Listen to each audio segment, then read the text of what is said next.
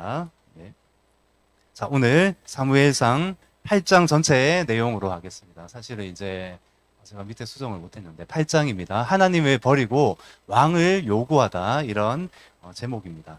자, 우리가 이제 계속 사무엘상을 보고 있어요. 사울 왕이, 초대 왕이 세워지기 전까지는 계속 사사시대예요. 그래서 지금 사사시대 말기를 지나고 있습니다. 사사시대의 특징은 계속 강조되는 것이, 하나님이 우리 가운데도 말씀하시는 것이 뭐냐면은 자기 소견대로 옳은 대로, 자기 소견에 옳은 대로 따라가는 시대가 사사시대다. 그래서 자기 소견에 옳은 대로 행하는 것이 하나님을 대적하게 만들고 우상숭배를 하게 만든다. 그래서 이스라엘 백성들을 보면은 하나님이 하나님의 때에 가나안으로 들어가라고 입성하게 하셨을 때부터 해서 계속 뭔가 막 다가오는 것이 있었어요. 유혹하는 것이 있었어요. 그것이 뭐였냐면은 바알과 아세라 신이었습니다. 정말 모함직하고 먹음직한 것들이 막 왔다는 것이죠.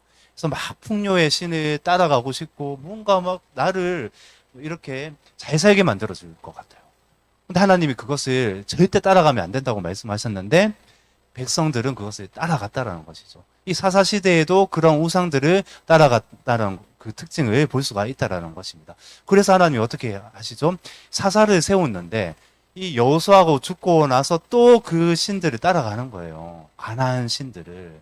내가 볼 때에 내 아이디어, 내 저것을 볼 때에 무언가 내 생각에는 저 이방신을 따라가면 잘 될 것만 같았어요. 우리 인생에도 생각을 해보면은 내 생각에는, 내 계획에는, 내 어떠함에는 이것을 따라갔을 때에 정말 잘 살 수 있을 것인데, 뭔가 있을 것 같은데 따라갔다가 우리가 시행착오를 했을 때가 얼마나 많습니까? 결국은 우리가 주님께 또 무릎 꿇고 회개하고 돌아가는 그때를 하나님이 주신다는 것이죠. 그러니까 하나님이 지금 그래서 그때를 언제 주시냐면, 사무엘상 7장에 보시면은 우리가 저번 주에도 나눴듯이 하나님이 미스바에서 무엇을 말씀하시죠? 사무엘 선지자를 통하여서 금식과 기도를 선포하게 하시잖아요. 그 전에 사무엘이 이렇게 말씀을 합니다. 백성들에게 이렇게 말을 하는 거예요. 우상을 따라가고 언약궤도 빼앗기고 계속 하나님이 어떤 분인지 모르고 계속 뭔가 하나님과 반대대로 가는 그 백성들을 향해서 사무엘이 이렇게 말을 하는 거예요. 그 아세라와 바알들, 그 우상들을 버리고 오직 여호와만 섬겨야 된다, 이렇게 말을 했을 때 백성들이 그제서야 이렇게 말을 하는 거예요. 알겠습니다. 이 모든 것들을 버리고 내가 하나님, 저희들이 하나님만 섬기며 나아가겠습니다. 이 말을 고백하면서 진짜 버렸어요. 다 버리고 하나님만 섬기겠습니다. 이렇게 7장 초반에 이렇게 말을 하고 있어요. 고백을 할 때에 사무엘이 이렇게 말을 하는 거예요. 그래, 됐다 이제. 그럼 이제 미스바로 모여라. 미스바 잘 아시죠? 미스바 구국성회나 이런 거 많이 하잖아요. 미스바 탁 떠올리면은 기도, 금식 이렇다는 것이죠. 실제로 이 사무엘 선지자도 이 백성들이 미스바로 모였을 때에 이 백성들에게 말씀하는 것은 뭐냐면은 우리가 기도하면서 나아가자. 금식하면서 나아가자. 우리 정말 우리 여호와 앞에 나아가자, 이렇게 외쳤다는 것이죠. 근데 이 소식을 누가 들었어요? 사실 이 사무엘서 전체를 보면은 가장 대두되게 하나님이 사용하실 뿐만 아니라 이스라엘을 가장 괴롭힌 민족 블레셋, 한 150번 정도 이렇게 나와요. 이 정도로 많이 나오면서 하나님께 쓰임 받으면서 이스라엘을 괴롭힌 민족 블레셋이 탁 이거를 듣는 거예요. 야, 이스라엘 백성들이 미스바에 모였다. 그래, 기도를 하고 있네. 그래, 이때가 쳐들어갈 때다 하면서 막 쳐들어가려고 막 준비를 하는 거예요. 근데 이 소식을 이스라엘 백성들이 알 수밖에 없죠. 막 소문이 들리는 거예요. 기도하고 금식하면서 나아가자. 우상도 다 버렸는데 견고한 결단을 했어요. 우리도 그렇잖아요. 오늘도 어쩌면 우리가 하나님 이 말씀 앞에 섰어요. 지금 말씀 앞에 서서 견고한 결단을 하면서 나아가는데 원수의 방해가 있다는 겁니다. 블레셋의 방해가 있다는 거예요. 반드시 하나님이 허락하신 거죠. 마귀도 어떤 방해도 하나님이 허락하신 거죠. 허락하지 아니하시면은 우리가 하나님이 허락하셨다는 것은 반드시 우리가 승리할 수 있는 길이 있다는 겁니다. 피할 길이 있다라는 것을 말씀을 하시는 것이죠. 더 강해지기 위해서. 근데 분명하게 이제 금식도 결단하고 기도도 이제 하면서 나아가야지. 내가 우상을 다 버리고 미스바에 다 모였는데 한마음 한뜻으로 이제 나아가려고 하는데 또 블레셋이 쳐들어온다는 소식을 들었을 때 이스라엘 백성들은 두려워 떱니다. 참 신기하죠. 그냥 우리의 사람의 이 성정이라는 것이 그런 것 같아요. 저도 그런 것 같아요. 뭔가 견고한 결단이 있을 때에 정말 기도해야지. 정말 하나님 어떤 좋은 마음이 있고 뭔가 나아가려고 했을 때에 꼭 그 하나님이 주신 그런 강도만큼 악한 영이 역사를 한다는 겁니다. 환경이 뭔가 막 그것도 공격을 하기 시작을 해요. 그때 흔들리지 말아야 된다는 겁니다. 그래서 그래도 이 백성들이 잘 선택했는 것은 무엇인지 아십니까? 사무엘에게 중보기도를 요청해요. 그전에는 인간적인 방법을 선택하려고 했겠죠. 그런데 무언가 우상을 버리고 무언가 결단을 했는데 쳐들어왔고 두려움이 왔을 때의 두려움에 빠지는 것이 아니라 그래도 작은 어떤 믿음이 있었던 것 같아요. 그래서 사무엘에게 사무엘 우리를 위해서 좀 기도해 주시겠습니까? 제발 좀 기도를 해 주십시오. 이렇게 했을 때 사무엘이 또 막 번제를 드리면서 하나님께 나아가는 겁니다. 하나님께. 그래서 가장 바람직한 거는 뭔지 아십니까? 우리 안에 우리 삶 속에 두려움이 있을 수 있어요. 실패도 있을 수 있고 낭망도 있을 수 있고 무언가 있을 수 있습니다. 우리가 완전하지가 않아요. 그래서 예수님이 필요하죠. 근데 우리가 또 살다 보면 또 하나님 우리 왕 대신 예수님 왕의 그 요구에 따라서 왕의 말씀에 따라서만 살아야 되는데 또 우리의 자아가 막 빛나는 것이죠. 막 그래서 우리의 뜻대로 살다가 또 넘어질 수 있습니다. 근데 하나님 괜찮다고 말씀하시는 거예요. 그때 어떻게 해야 돼요? 우리가 가장 지혜롭고 바람직한 것은 우리 교회 공동체가 그렇게 돼야 돼요. 오픈을 해야 됩니다. 나눠야 돼요. 기도할 수 있는 사람에게 될 수 있으면 나누는 것이 가장 우리가 빨리 승리할 수 있는 비결이라는 겁니다. 이스라엘 백성들은 이제서야 그걸 하는 거예요. 사무엘에게. 이때 사사였잖아요. 사무엘은 사사이자 선지자이자 제사장이었습니다. 모든 역할을 다 감당을 했어요. 온 전역을 감당하는 사무엘이었습니다. 그러니까 하나님이 기름 부으신 정말 탁월한 종이었다는 것이죠. 그래서 사무엘을 통해서 하나님이 건지신다는 겁니다. 그래서 어떻게 합니까? 백성들이 블레셋을 완전히 쳐서 무찌릅니다. 사실 이스라엘 백성들이 무찌르는 것이 아니죠. 말씀을 잘 보시면은 어떠냐면은 10절에 보면은 하나님이 7장 10절에 보시면 큰 우레를 내리게 하셨다. 이 천둥 소리 들어보셨죠? 천둥이 치고 항상 번개가 푹 이렇게 치잖아요. 이렇게 천둥이 가까이 왔을 때에 그 소리가 얼마나 큰지 모릅니다. 이 하나님의 그 시내산에도 보면은 하나님이 뭔가 임재하실 때에 영광 가운데 구름들 가운데 임재하실 때에 항상 천둥을 동반하는 것을 볼 수가 있어요. 하나님의 그 위엄과 임재를 한번 생각해 보셨어요? 엄청나거든요, 그게. 그러니까 자연적인 그 천둥 앞에서도 우와 이거 너무 엄청난데 하면서 뭔가 살짝 두려운 마음이 든다는 것이죠. 하나님의 위엄은 오죽하겠습니까? 하나님의 그 천둥과 우레로 우웅 하니까 이 블레셋 사람들이 우와 저거 뭐지 하면서 막 두려워 떨면서 막 좌충우돌대면서 막 흩어져 버린다는 거죠. 그래서 이때에 이스라엘 백성들이 치러 나아가서 블레셋 사람들이 군사들을 완전히 박멸을 했다라는 것입니다. 하나님의 그 위엄이 임재가 그 이스라엘 백성들을 보호하시고 블레셋을 완전히 물리칠 수 있게 하셨다라는 것이죠. 자, 여기서 7장에서는 무엇을 말씀하십니까? 기도로 승리할 수 있다는 겁니다. 근데 기도도 그냥 기도가 아니에요. 형식적인 기도가 아니에요. 다 아시다시피 언약궤를 뺏겼잖아요. 언약궤는 하나님의 영광과 임재를 상징하는데 왜 하나님의 언약궤를 가지고 그 아벡 전투에서 아벡과 그 에베네셀 사이에서 전투가 벌어지잖아요. 거기서 왜 패배했습니까? 왜 패배했을까요? 그 언약궤는 가지고 나아갔지만은 하나님이 함께 하시지 않는 언약궤는 그냥 괴짝에 불과한 겁니다. 자, 우리도 똑같아요. 이 말씀 제가 이 말씀으로 이렇게 들고 이렇게 하잖아요. 하나님, 우리가 말씀을 이렇게 읽잖아요. 다 우리가 말씀 읽습니다. 기도하는데 하나님이 함께 하시지 않는 어떤 행위든 모든 것들은 능력이 없다라는 겁니다. 아무 쓸모가 없어요. 이 하나님의 말씀이 하나님이시라는 걸 우리가 알고 있잖아요. 근데 우리가 이 백성들처럼 단지 하나님을 도구로 여긴다면은 어떻게 됩니까? 단지 이 말씀은 종이짝밖에 되지 않아요. 근데 하나님이 함께 하시는 삶을 살아내고 우리가 정말 믿음으로 의지하면서 나아갈 때 이 말씀이 하나님의 능력이 되는 줄로 믿으시길 바랍니다. 아멘. 그래서 이 7장에서는 하나님과 그제서야 조금 이제 의지하면서 나아가는 거예요. 이렇게. 와, 그렇구나. 이들이 하나님을 의지하는구나. 와, 하나님을 의지하기 때문에 이제 중보기도를 요청을 하네. 그래서 하나님의 방법으로 승리를 했잖아요. 근데 8장에 와서 어떻게 됩니까? 8장 1절에 보시면은, 자, 제가 읽어보겠습니다. 사무엘이 늙음에 그의 아들들을 이스라엘 사사로 삼으니, 이 말씀에는 참 많은 의미가 있어요. 뭐냐면은, 자, 생각해 보십시오. 제사장은 대물림 됩니까? 안 됩니까? 되죠. 되죠. 됩니다. 그러니까 하나님이 대를 이어서 자기 핏줄로 그 대를 이어서 그 직분을 감당해야 되는 것들이 있어요. 예를 들어서 제사장 말씀드렸죠. 또 레위인도 계속 그 아들이 대를 이어서 그 성막에 대한 뭐 기구를 옮기고 뭐 성막을 관리하고 이렇게 했다는 것입니다. 사사는 어떻습니까? 사사는 대물림이 될까요? 안 될까요?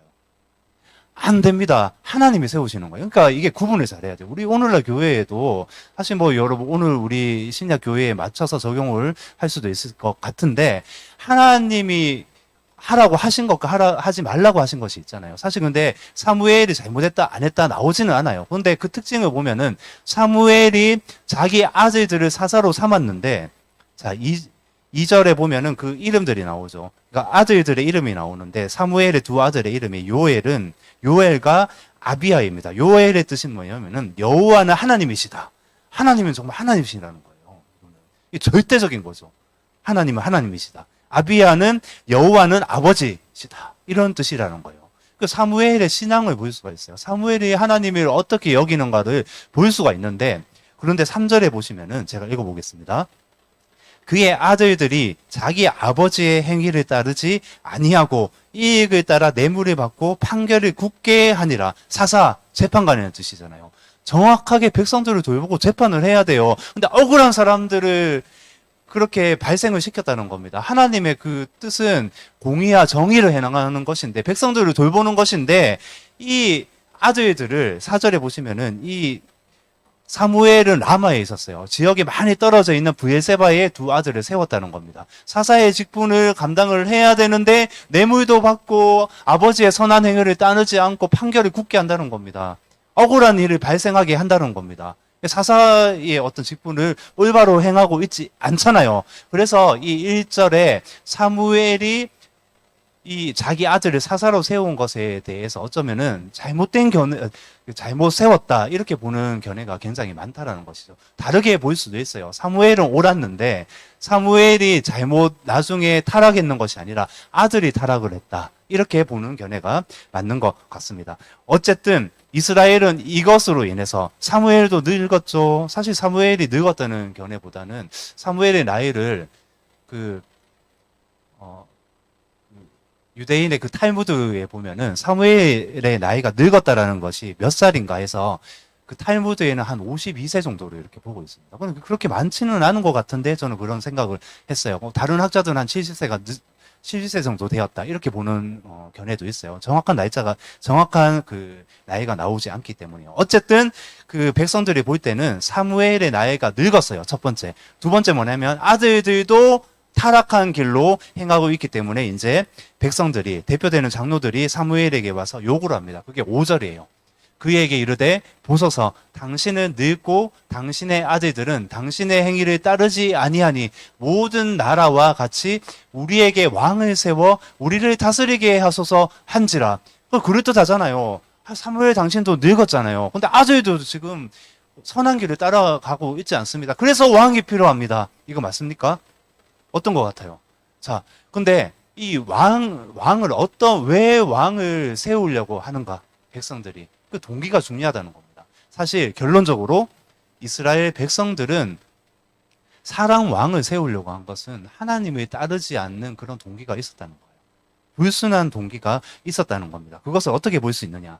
6절, 7절 보면 알 수가 있습니다. 제가 읽어보겠습니다. 우리에게 왕을 주어 우리를 다스리게 하라 했을 때에 사무엘이 그것을 기뻐하지 아니하여 여호와께 기도하며 사무엘도 기뻐하지 않았다는 것은 반드시 이유가 있겠죠. 근데 사무엘이 여호와께 기도했을 때에 7절에 하나님이 이렇게 말씀하십니다. 여호와께서 사무엘에게 이르시되 백성이 내게 한 말을 들으라. 이는 그들이 너를 버림이 아니요 나를 버려 자기들의 왕이 되지 못하게 함이니라. 이것이 무슨 말입니까? 백성들이 말을 듣지 않는다. 백성들이 이 하나님을 왕으로 여기기를 원치 않고 나를 버렸다. 그리고 사랑 왕을 세우려고 한다. 이 말이라는 거예요. 하나님이 정확하게 그 동기라는 것은 무엇입니까? 성경에 이 중심이라는 것이 나오잖아요. 하나님이 중심을 보신다 나오잖아요.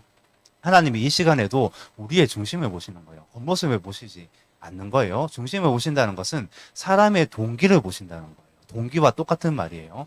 그래서 하나님이 정확하게 중심 동기를 보셨을 때에 이들이 정확하게 무언가 요구를 하고 정말 왕이 세워야 되는 무언가 이유를 타당한 이유를 대고 있지만 아니다. 저들은 나를 버린 것이다.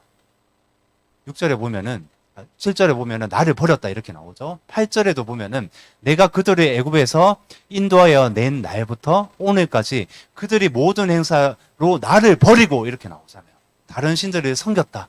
그렇게 하는 것처럼 너에게도 그렇게 하고 있는 거야. 사무엘에게 너에게도 모세와 하나님에게도 그렇게 한 것처럼 출애굽할 때에 그렇게 했다고 말을 하고 있습니다. 근데 하나님이 왕을 또 세워주시는 거예요. 근데 그 전에 이렇게 경고를 하시는 거예요. 너는 그래서 사무엘, 너는 백성들에게 이렇게 말을 해야 돼. 그러므로 그들의 말을 듣되 너는 그들에게 엄히 경고하라고 말씀하시는 거예요. 그들을 다스릴 왕의 제도를 가르치라. 그러니까 왕의 권한에 대해서 말씀을 하라고 하는데 그게 어디에 나오냐면은 오늘 12절부터 17절 내용입니다. 그래서 간략하게 12절부터 17절을 보시면은 왕의 권한은 이렇다는 거예요. 경고예요. 그러니까 이 말을 듣고도 백성들이 어떻게 하는지 경고를 하라는 거예요. 12절에 보시면은 이 왕의 권한은 이렇다는 겁니다. 무엇이냐면 군대의 일원이 너희들이 될 거다. 그러니까 이게 뭐냐면 12절부터 17절까지는 왕이 너희들을 이렇게 할 거야 경고하고 계신 거예요. 왕이 너희들 사람의 왕을 세웠을 때 너희들은 군대의 일원이 돼야 돼.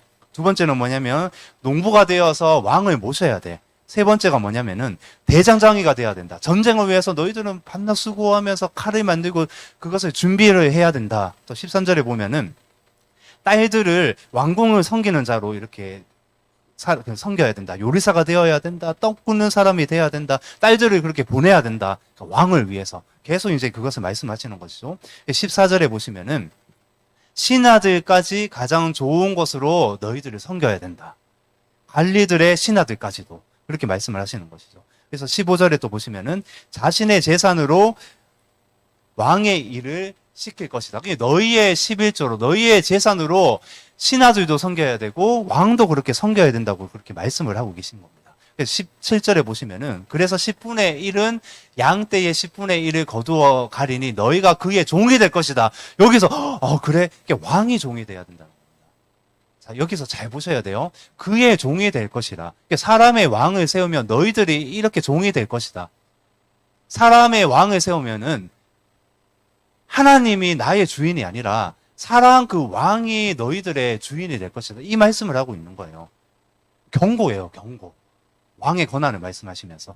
그런데 이 말을 듣고도 이제 최종적으로 또 한 번 더 경고하세요. 이거는 정말 엄중한 경고죠. 18절에 보시면은 그날에 너희는 택한 왕으로 말미암아 부르짖되 그날에 여호와께서 너희에게 응답하지 아니하시리라 하니 이거는 뭐냐면은 너희들을 택했어. 왕을 세웠는데 그날에 너희들이 이런 어려움을 겪게 될 건데 이런 어려움 때문에 또 부르짖어도 나는 응답하지 않을 거다. 너희들이 뭐 팔려가든 너희들이 고난을 받든 너희들을 세운 왕 때문에 고난받을 것인데 그때 부르짖어도 나는 듣지 않을 것이다. 이런 말을 들으셨을 때 어떻게 하겠습니까? 저희들은 돌이키죠. 우리 공동체는 돌이킬 거예요. 그렇잖아요. 하나님의 어떤 경고의 말씀을 하실 때 우리는 그렇게 할 거라는 겁니다. 우리의 믿음을. 그런데 이 지금 상태의 이스라엘 백성들은 어떻게 하냐면 그게 19절에 나와 있어요. 백성이 사무엘의 말 듣기를 거절하여 이르되 아니로소이다. 우리도 우리 왕이 있어야 하리니 우리도 다른 나라들 같이 되어 우리의 왕이 우리를 다스리며 우리 앞에 나가서 우리의 싸움을 싸워야 할 것이니이다 하는지라. 그러니까 이런 거예요. 말을 듣지가 않습니다. 하나님의 음성을 듣기를 싫어해요. 하나님의 말씀을 듣기를 싫어하면서 아니요. 아직 닥치지도 않았잖아요. 지금 우리에게 필요한 것은 사람 왕이에요. 우리의 왕이 필요하다는 겁니다. 이것을 계속 말을 하고 있는 겁니다. 근데 하나님은 무엇을 원하세요? 이 이스라엘 백성들을 부르신 것은 신정국가로 부르신 겁니다. 하나님이 왕 되셔야 되는데 하나님이 왕이 아니라 사람이 왕이 되어야 된다고 계속 요구를 하면서 20절에 보시면은 다른 나라들 같이, 다른 이방인들의 나라들 같이 되기를 원합니다. 다른 이방인들이 왕을 세워서 왕을 섬기고 왕이 앞장서서 우리를 위해서 싸우고 우리 앞에 나아가서 하는 것처럼 우리를 위해서 그렇게 행할 왕이 필요합니다. 이렇게 말씀을 하고 있는 거예요. 하나님이 왕 되시는데 출애굽할 때부터 시작해서 이제 말씀을 드리면은 그래서 하나님이 왕 되셔서 이스라엘 백성들을 이끄시고 홍해를 가르시고 물을 내시고 길을 내시고 싸매시고 고치시고 계속 인도를 하셨는데 그 하나님을 버리고 또 하나님이 얼마나 섭섭하시겠어요. 그렇잖아요. 하나님이 그 정말 그 왕의 왕이 되셔서 사랑의 왕이 되셔서 인도자가 되셔서 그렇게 인도를 하셨는데도 이스라엘 백성들은 하나님을 몰라주고 있는 겁니다. 사람의 왕을 지금 구하고 있다는 겁니다. 이방인의 나라의 왕처럼 우리도 저런 왕을 세워야 되겠습니다. 이렇게 말을 하고 있는 것이죠. 어떻습니까? 그러니까 우리 가운데 질문을 할 수 있는 거예요. 나의 왕은 누구인가? 나의 왕은 나는 내 삶을 살 때에 내 삶의 왕은 누구인가? 내 삶의 주인은 누구인가? 이렇게 볼 수가 있다는 것이죠. 사실 이 이스라엘 백성들에게 그 모세를 통해서 이미 예언을 하셨어요. 이런 일이 있을 것이다. 그래서 내가 사람 왕을 줄 것이다. 이 예언을 주셨는데 말씀을 보시면은 자, 제가 읽어보겠습니다. 눈으로 따라오시면 됩니다. 신명기 17장 14절에서 16절 말씀입니다. 네가 네 하나님 여호와께서 내게 주시는 땅에 이르러 그 땅을 차지하고 거주할 때에 만일 우리도 우리 주위의 모든 민족들 같이 우리 위에 왕을 세워야 하겠다는 생각이 들거든. 모세가 지금 말을 하고 있는 거예요. 반드시 내 하나님 여호와께서 택하신 자를 내 위에 왕으로 세울 것이며 그는 병마를 많이 두지 말 것이요 병마를 많이 얻으려고 그 백성을 애굽으로 돌아가게 하지 말 것이니 이는 여호와께서 너희에게 이르시기를 너희가 이후에는 그 길로 다시 돌아가지 말 것이라 하셨으며 왕을 줄 것이다. 모세 때 이미 예언을 하고 계신다는 겁니다. 근데 차이점이 뭐예요? 하나님의 때에 주신다는 겁니다. 우리의 기도 제목 하나님의 때에 응답하신다는 겁니다. 하나님의 필요한 거 왕이 필요한 거 알아요. 그런데 하나님이 세우시는 왕이 필요해요. 그 왕이 누구예요? 하나님이 세우시고 예비하신 그 왕이 누구일까요? 예수 그리스도. 그러니까 궁극적으로는 예수 그리스도인데 우리가 열왕기서나 이렇게 볼 때에 한 40여 명의 왕이 나오잖아요. 그 중에 하나님이 진짜 첫 번째로 세우기를 원하셨던 왕은 누구일까요? 데이빗이죠. 그렇죠. 다윗이에요, 다윗. 근데 이들이 요구하니까 저는 이런 관점으로 봐요. 전체적으로 봤을 때에 하나님의 때에 세워졌다면 다윗이 세워졌지 않았을까? 그런데 이들이 막 요구하니까 하나님의 때에 세워지지 않으니까 그래 요것들 봐라 그래 내가 어련히 너희들 가운데 최고 좋은 거로 줄 것인데 우리 하나님이 선한 분인 줄 알잖아요. 근데 우리가 항상 조급하게 여기고 하나님 왜 내 기도에 응답해 주지 않으십니까? 막 하면서 막 부르짖고 막 떼쓰고 막 이렇게 하잖아요. 근데 하나님이 이런 관점인 거예요. 우리가 이제 더 믿음으로 나아갈 수 있어야 될 것인데 그래서 기다림이 필요한 거예요. 그래서 인내가 필요하다는 겁니다. 우리 안에 인내의 열매가. 그래서 하나님 그래 알겠다. 딱 줬는데 그것으로 항상 실패하는 경우가 많아요. 우리가 떼쓰고 막 떼써서 얻는 것으로는 실패할 때가 많다는 겁니다. 사울왕 어떻습니까? 초대왕으로 처음에 잘하다가 자기의 관점으로 나아가요. 자기의 관점. 자기가 하고 싶은 것을 마치 하나님의 뜻인 마냥 해서 그렇게 백성들을 이끌어냅니다. 결국은 실패하잖아요. 결국은 죽습니다. 아들도 죽어버려요. 그렇잖아요. 하나님의 때에 역사하길 원하셨던 거예요. 하나님은 저렇게 예언을 하셨어요. 모세를 통하여서 이미 왕을 주시겠다고 말씀을 하셨습니다. 그런데 이스라엘 백성들이 이것을 알지 못했다는 것이죠. 알 수가 있었죠, 사실. 하나님의 말씀이 주어졌잖아요.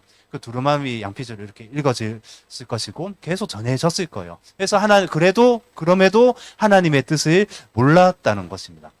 그래서 내 삶의 왕은 누구인가? 이것이 정말 중요하다는 겁니다.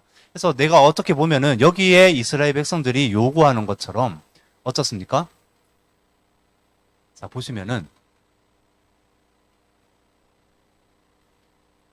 우리도 다른 나라들 같이 돼요. 우리의 왕이 우리를 다스리며 이렇게 나오잖아요. 그러니까 이방 신들을 섬기는 바알과 아스타롯을 섬기는 그 이방인처럼 우리도 그렇게 살고 싶습니다. 우리도 이렇게 풍족하기를 원합니다. 우리도 이렇게 안정되기를 원합니다. 이것을 원했던 거예요. 근데 그것을 할 수 있는 게 우리가 왕을 세웠을 때 왕이 그렇게 해줄 것입니다. 이거를 요구를 하고 있다는 겁니다. 자, 우리 삶에서 자, 마지막으로 나눌 것은 그런 거예요. 내가 정말 주인 삼고 있는 것은 무엇인가? 정말 미세한 차이인 것 같아요. 내가 주인 삼고 있는 것은 무엇인가? 하나님인가? 아니면 또 다른 하나님인가? 이런 관점으로 생각할 수 있다는 것입니다. 자, 우리의 왕. 그러니까 하나님이, 이 열왕기서에 보면은 또 이게 최종적으로 하나님이 경고를 주시는 거잖아요. 열왕기서에 보면은 40여 명의 왕이 나와요. 북이스라엘과 남유다 합쳐서 한 40여 명이 나오는데 어떻습니까? 너희들 왕을 세웠을 때 너희들의 조급함으로 이렇게 시작하면은 그러니까 결론적으로 이렇게 나오는 거예요. 한 40여 명의 왕 중에서 한 5명 정도 빼고 다 타락해요. 이 왕이 어떤 왕이 되냐면 사람이 세웠을 때는 결국은 이 백성들을 이용을 해요. 백성들을 이용하고 자기가 정복 전쟁을 하기 위해서 자기가 호의호식을 하기 위해서 백성들을 막 사용을 한다는 겁니다. 그게 오늘 사무엘상 8장 12절부터 17절까지의 내용이에요. 경고인 거예요. 이렇게 이 말을 듣고도 백성들이 세우기를 원한다 해서 세워 주신다는 겁니다. 자, 하나님이 우리 가운데 정말 왕이 되기를 원하신다는 겁니다. 완전한 분이 우리의 왕이 되셔야 된다는 겁니다. 그래서 우리가 생각을 해봤으면 좋겠습니다. 정말 이 시대에 우리는 정말 우리 가정에서 내 안에서 정말 내 안에 정말 왕 되신 하나님이 자정하고 계시는가? 왕이 되고 계시는가? 생각해야 되지 않겠습니까? 이 정말 내 삶에서 내 인생에서 한 걸음 한 걸음 인도하시는 분이 아니면 한 걸음 한 걸음 내가 걸어갈 때에 내 생각이 내 걸음을 좌지우지하고 있는가?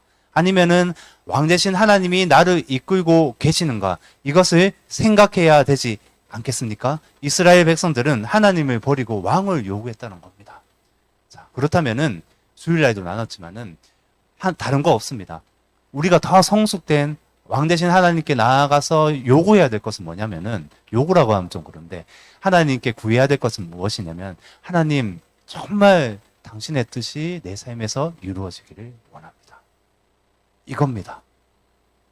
하나님의 뜻이 내 삶을 통해서 이루어질 때에 내 삶에 기쁨이 있는 겁니다. 내가 무언가 필요해서 구했을 때 그것이 응답됐을 때 그 기쁨은 일시적인 것밖에 되지 않아요. 정말 우리 삶에서 기쁨은 하나님이 그것을 말씀하시는 거예요.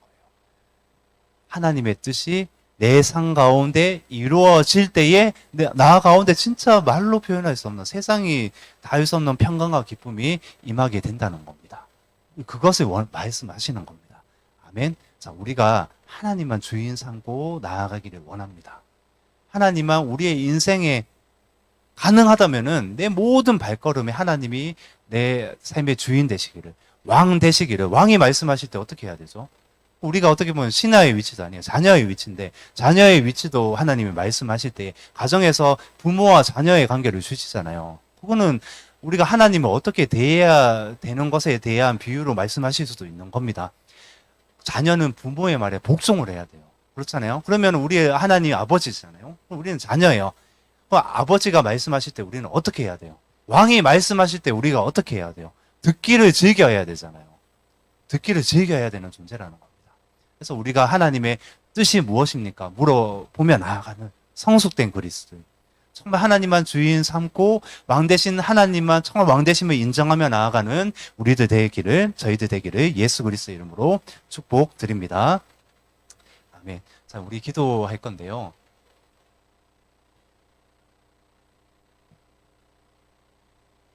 누가 이 시대에 하나님의 마음을 알아서 정말 순종하고 정말 주님께 올려드리고 나아가시겠습니까?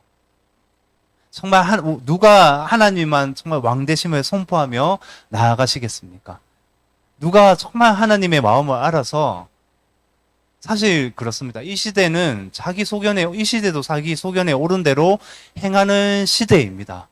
누가 정말 하나님의 마음을 알아서 그 하나님이 말씀하실 때에 예 알겠습니다 하면서 달려갈 수 있겠습니까? 저희들이 되기를 원합니다. 우리들이 되기를 원합니다. 내 안에 있는 세상적인 왕이 있다면은 성소에 들어갔을 때 어떻습니까? 성소에 들어가면은 가장 먼저 대해야 하는 것이 그거예요. 그 성막이 있는데 그 물두멍을 지나서 성소에 탁 들어가자마자 완전 어두컴컴한 그 빛을 비추는 그 등장대가 있어요. 그것은 예수 그리스도의 빛이잖아요. 또는 우리 성령님의 빛이라고도 말을 합니다. 세상의 빛으로 나아가는 게 아닙니다. 하나님의 빛으로 나아가는 겁니다. 이 어두운 세상이라고 하잖아요. 하나님의 빛으로 나아가는, 하나님의 빛을 따라간다는 겁니다. 누가 이런 사람이 되시겠습니까? 누가 하나님을 기뻐하시는 삶을 살겠습니까? 우리가 되기를 원합니다. 그래서 우리 자신을 놓고 먼저 첫 번째 기도하지 않으시겠습니까? 하나님 정말 그런 존재가 되기 원합니다. 내가 이 말씀이 정말 더 능력되기 위해서, 기도가 더 능력되기 위해서, 이 시대의 어둠을 더 밝히기 위해서 주님과 동행하며 정말 하나님 주님이 왕 되심을 선포하며 올려드리며 나아가는 존재 되기를 원합니다. 주님 한번 부르짖고 기도하시겠습니다.